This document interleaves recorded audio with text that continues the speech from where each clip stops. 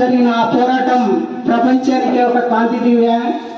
సహజమైన ఆగ్రహంతో సాహసించి ముందడుగు వేసిన సిపాయిల తిరుగుబాటుతో ఆరంభమై దాదాపు 9 దశాబ్దాల పాటు సుదీర్ఘంగా సాగిన భారత స్వాతంత్రోద్యమంలో ఉద్యమమే ఊపిరి అంటూ అలవాటుగా ఉరికంబాలెక్కిన ఉక్కు గుండెలు లాఠీలకు విరవక ఎదురెడ్డి నిలబడ్డ అసామాన్యులు,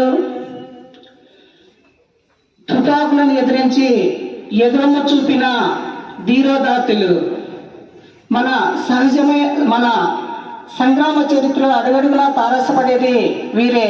భరతమాత విముక్తి కోసం ప్రాణాలతో సహా ఏం పణంగా పెట్టాల్సి వచ్చినా సిద్ధమంటూ బ్రిటిష్ వారిని అడగంతించి బ్రిటిష్ సామ్రాజ్యాన్ని కూకటి వేలతో పెకిలించిన భరతమాత ముద్దుబిడ్డలు వీరు.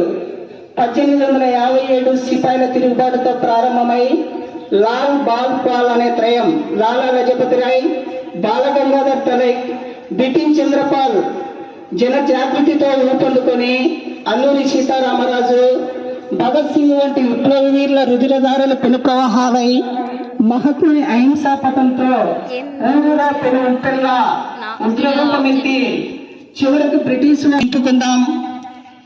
ఆ మహోన్నతులే ఆదర్శంగా ప్రపంచ యవ్వనిక మీద మనం మువ్వన్నెల జెండాను జేగీయమానం చేద్దాం.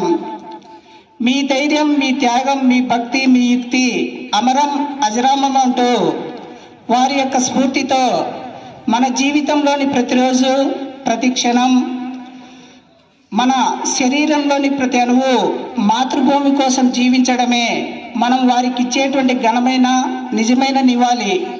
ఈ అవకాశాన్ని ఇచ్చినటువంటి అందరికీ ధన్యవాదాలు తెలియజేసుకుంటూ ముగిస్తున్నాను.